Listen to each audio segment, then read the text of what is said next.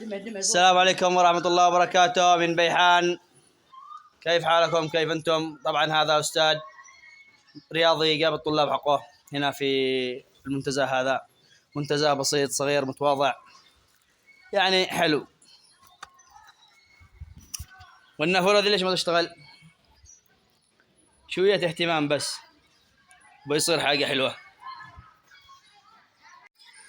طبعا يوجد مكان للمخزنين اللي يخزنوا، موجود مداكين مدكب 100 ريال، مدري 200 ريال، 200 ريال المدكب، 200 ريال عندهم.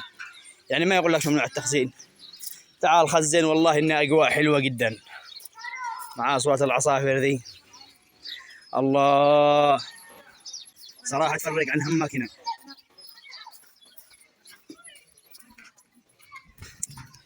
هذا الطلاب طبعا جابهم اليوم الأستاذ، بس الأشجار هذه البازلين ما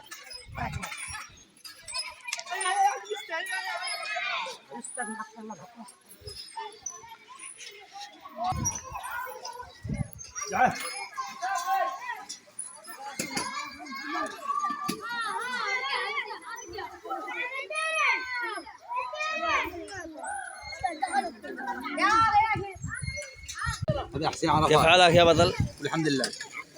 ايش اسمك؟ حياك يا حسين. ايش قاعد تسوي هنا؟ مع ابي. حياك، تمشية حلوة. يلا خلاص خلاص، حق القهلة، حق القهلة يا قهلة، اغرق يا قاهل.